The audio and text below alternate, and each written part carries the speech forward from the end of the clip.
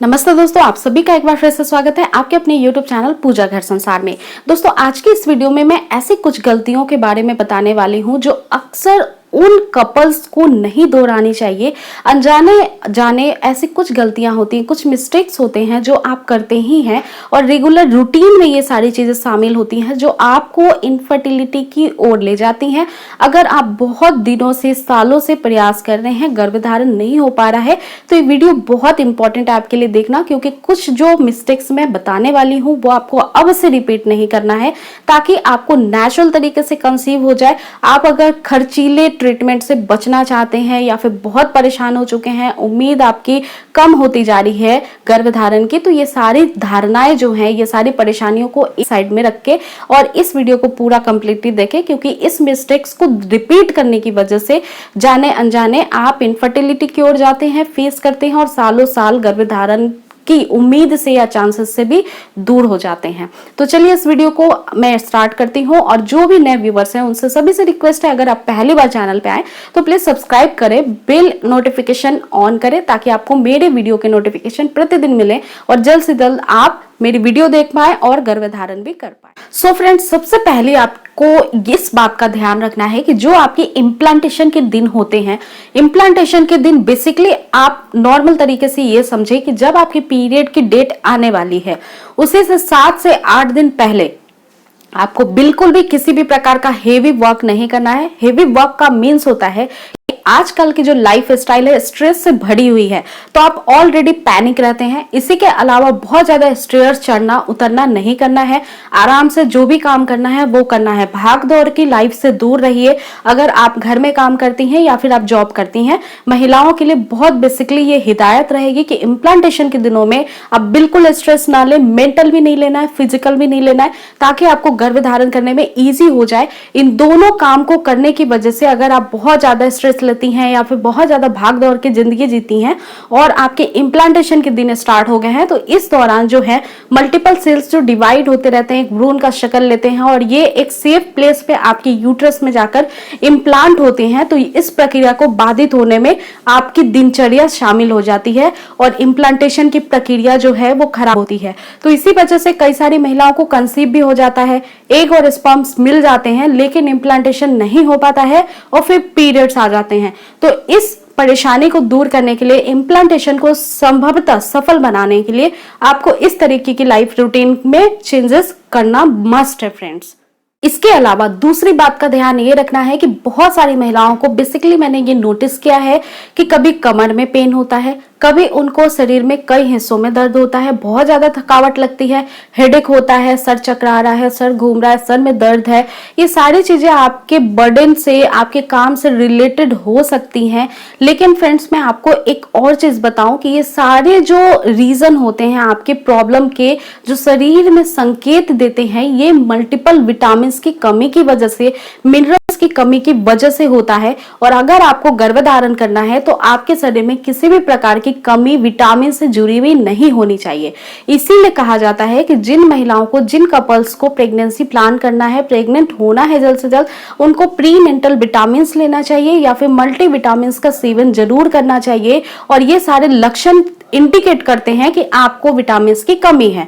तो specially couples के लिए मेरी यही हिदायत होगी कि किसी भी बेस्ट डॉक्टर की कंसल्ट पे आप मल्टीपल विटामिन के टैबलेट्स को इस्तेमाल करिए और विटामिन की कमी को दूर करिए। अगर इस प्रकार से कोई भी लक्षण आपको दिखाई देते हैं, आपकी परेशानी है, तो आपको गर्भधारण के बाद भी दिक्कत आएगी। बच्चे में भी बहुत सारी चीजों की कमी हो जाती है, उनके डेवलपमेंट से जुड़ी हुई रहती हैं ये सारी चीजें। तो आगे के लिए भी आप अपने बेबी को सेफली ग्रोथ में हेल्प कर सकते हो। इसलिए आपको प्रीनेंटल विटामिन या मल्टीपल विटामिन का सेवन करना बहुत इंपॉर्टेंट होता है। तो ऐसी ही साग सब्जियों का सेवन करें, ऐसे ही फूड डाइट को शामिल करें अपने चार्ट रूटीन में, ताकि कि आप जल्द से जल्द गर्भधारण के लिए कैपेबल हो जाएं। और इसके लिए आप एक अच्छे गायनेकोलॉजिस्ट से आप अपने रूटीन में जो भी चीजें शामिल करना चाहते हैं, फूड डाइट चार्ट एक स्पेसिफिक बनता है प्रेगनेंसी कंसीव करने वाले कपल्स के लिए, तो उनको जरूर मैं रिकमेंड करूंगी कि या तो आप मुझसे पर्सनल कंसल्टिंग में ले सकते हैं या फिर आप किसी भी डॉक्टर को कंसल्ट कर सकते हैं। इसी के अलावा फ्रेंड्स, थर्ड चीज का ये ध्यान रखना है कि बहुत सारी महिलाएं गर्भधारण के लिए ओवुलेशन को ट्रैक करना भूल जाती हैं। अगर आपकी 26 दिन की पीरियड साइकिल है, 28 दिन की है, 30 दिन की है, 32 दिन की है, तो आपके पीरियड के कैलकुलेशन के मुताबिक आपको डे 1 से लेकर डे 10 तक कुछ भी नहीं करना चाहिए। अगर आप नॉर्मली लाइफ जीते हैं तो जो आपकी इच्छा है उस तरीके से इंटरकोर्स करें, लेकिन 10वें दिन से आप रेगुलर बेस पे या फिर अल्टरनेट बेस पे अगले के 8-9 दिन तक संपर्क में रहें, ताकि आपको कंसीवमेंट के चांसेस बढ़े और ये आपका ओवुलेशन का बेस्ट टाइम होता है। और जिनकी इनरेगुलर पीरियड साइकिल है उनके लिए मेरा ये सजेशन होगा कि जिस दिन पीरियड आते हैं उसके बाद 15 दिनों से लेकर के 25वें दिनों तक रेगुलर या अल्टरनेट बेस पे आपको ट्राई करते रहना चाहिए। इसके अलावा जिनकी अनियमित पीरियड साइकिल है, यानी पीरियड किसी महीने नहीं आते हैं, मेडिसिन लेने की वजह से आते हैं, या फिर उनको थायराइड प्रॉब्लम है, हार्मोन इनबैलेंस की परेशानी है, या फिर पीसीओएस पीसीओडी की प्रॉब्लम है, तो उन महिलाओं के लिए स्पेशल इंस्ट्रक्शंस ये रहेंगे कि अपने लाइफ रूटीन में डाइट चार्ट में चेंजेस करिए। एक्सरसाइज वर्कआउट डेली करना बहुत मस्ट है और इसके थ्रू आप अपनी पीरियड साइकिल को रेगुलर करना स्टार्ट करिए। जब पीरियड साइकिल रेगुलर होगी तभी ओवुलेशन टाइम आपका रेगुलर होगा, तभी कंसीव के चांसेस बढ़ जाएंगे। तो इसके लिए स्पेसिफिक बहुत सारे वीडियोस हैं मेरे वीडियो के प्लेलिस्ट में, जाकर उनको देखिए और नेचुरल होम रेमेडी अप्लाई करना, यूज करना स्टार्ट कर दीजिए। इसके साथ ही साथ जो नेक्स्ट टिप है वो ये है कि आपके शरीर में ब्लड का सर्कुलेशन सही से होना चाहिए, तभी प्रेगनेंसी हार्मोन्स ठीक तरीके से प्रोड्यूस होंगे। तो इसके लिए आपको रेगुलर बेस पे एक्सरसाइज करना बहुत मस्ट है। बहुत सारी महिलाएं सोचती हैं घर में काम कर लिया, ये एक्सरसाइज हो गया। बेसिकली ये आपके मल्टीपल टास्क तो होते ही हैं जो आपके मल्टीपल लिगामेंट जॉइंट्स के लिए इंपॉर्टेंट होते हैं, मसल्स को भी फ्लेक्सिबिलिटी देते हैं, लेकिन फिर भी आपको योगा जरूर करना चाहिए, या फिर आप कुछ भी नहीं कर पाते हो तो आपको 30 to 40 मिनट्स वॉक जरूर करना चाहिए, ताकि आपको ऐसी एक्टिविटी जो 15-20 मिनट के लिए कंटिन्यू आप दोहराते हैं तो इसमें ब्लड के सर्कुलेशन का लेवल बढ़ता है, जिसकी वजह से आपके ओवरी में ऑक्सीजनेटेड ब्लड ज्यादा से ज्यादा सप्लाई होता है और जिसके कारण आपकी ओवरी एक अच्छे क्वालिटी और क्वांटिटी में प्रोड्यूस करना स्टार्ट कर देती है। 70% महिलाएं एग के क्वालिटी के कारण गर्भधारण नहीं कर पाती हैं। बेसिकली इनके एग का जो क्षमता होता है उसके कम होने का कारण ब्लड सर्कुलेशन होता है। सो फ्रेंड्स, अगर आप गर्भधारण के लिए ट्राई कर रहे हैं तो प्लीज आप एक्सरसाइज को अपने डेली बेसिस रूटीन में शामिल कर ले।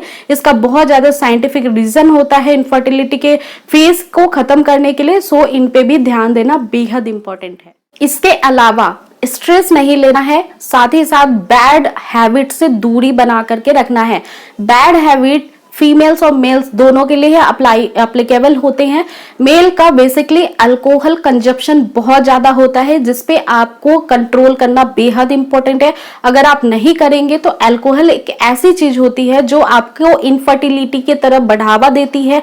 अगर पहले से ही कंसीवमेंट नहीं हो रहा है तो प्रॉब्लम तो आप में है और आप इस प्रॉब्लम को इंक्रीज खुद ही से कर रहे हैं, जिसके लिए मेडिकल ट्रीटमेंट में बहुत ज्यादा एक्सपेंसिव खर्च करने की जरूरत आगे आपको पड़ने वाली है। इसलिए अभी समझ जाए, अल्कोहल का कंजप्शन बिल्कुल ही बंद कर दे। महिलाओं के लिए स्पेशल हिदायत होगी कि कैफीन का सेवन नहीं करना है। कैफीन बेसिकली आपको कॉफी से मिलता है और इसी के अलावा आपको चाय से भी मिलता है, जिससे आपको दूरी बनाए रखनी चाहिए और सही मात्रा में एक बहुत ही बेसिक क्वांटिटी में ही इसका कंजप्शन करना चाहिए अगर आप इसकी हैबिचुएटेड हो गई हैं तो। बेसिकली मैं आपको बता दूं फ्रेंड्स कि जिन महिलाओं को चाय पीने की आदत होती है, अगर वो नहीं पीती हैं उनको हेडेक हो जाता है, तो इसके पीछे कारण ये होता है कि चाय में कुछ ऐसे तत्व होते हैं जो आपकी मेंटल रिलैक्समेंट में और आपको हैबिचुएटेड बनाने में बहुत ज्यादा पुश करते हैं। तो आपको इन सारे बैड हैबिट से दूर रहना है। आपको बहुत कम मात्रा में इन चीजों का सेवन करना चाहिए। आपको शुगर को छोड़ देना चाहिए। जो रिफाइंड शुगर होता है, व्हाइट शुगर, इसको नहीं लेना है। चीनी से दूरी बनाए रखनी है। साथ ही साथ नमक में भी आप रॉ सॉल्ट का यूज करेंगे तो ज्यादा बेनिफिशियल होगा, ज्यादा बेनिफिट होगा आपके लिए और ज्यादा से ज्यादा आपके गर्भधारण के चांसेस बढ़ेंगे। तो ये छोटी मोटी चीजें जो हैं वो अपने लाइफ रूटीन स्टाइल में चेंजेस करिए। जब भी ओवुलेशन को ट्रैक आप कर लेंगे, ओवुलेशन किट के थ्रू या फिर कैलकुलेशन के थ्रू या फिर आप स्मार्ट डिवाइस के थ्रू, तो ओवुलेशन के दौरान इंटरकोर्स के समय leg up the wall position को जरूर बढ़ावा दे, जरूर ट्राई करें। इसी के अलावा इम्प्लांटेशन दिनों में हेयर वॉश करने की हिदायत मैंने नहीं दी है ओवुलेशन से लेकर इम्प्लांटेशन तक, तो ये गलती को भी रिपीट मत करना फ्रेंड्स। ये सारी छोटी मोटी चीजें अगर आप चेंजेस लाइफ स्टाइल में करेंगे तो नेचुरल कंसीवमेंट की ओर जा पाएंगे और एक्सपेंसिव ट्रीटमेंट से भी बच पाएंगे। तो आई रियली होप ये वीडियो में बहुत सारी आपके नॉलेजेबल इंफॉर्मेशन को मिली होगी इंप्रूवमेंट। तो इस वीडियो को ज्यादा से ज्यादा शेयर, लाइक और चैनल को सब्सक्राइब करना मत भूलना। अगर आपकी कोई पर्सनल क्वेरी है, आपको कंसीव नहीं हो पा रहा है या प्रेगनेंसी के दौरान आपको कोई भी कॉम्प्लिकेशन है, ऐसी कोई बात है जो आप किसी से नहीं बता पाती हैं, तो आप मुझे फ्रिक्वेंटली बता सकती हैं, जिसके लिए आप पूजा घर संसार इंस्टाग्राम की आईडी को जरूर फॉलो करेंगी। तो फ्रेंड्स, इसी उम्मीद के साथ मैं इस वीडियो को यहीं पे एंड करती हूँ।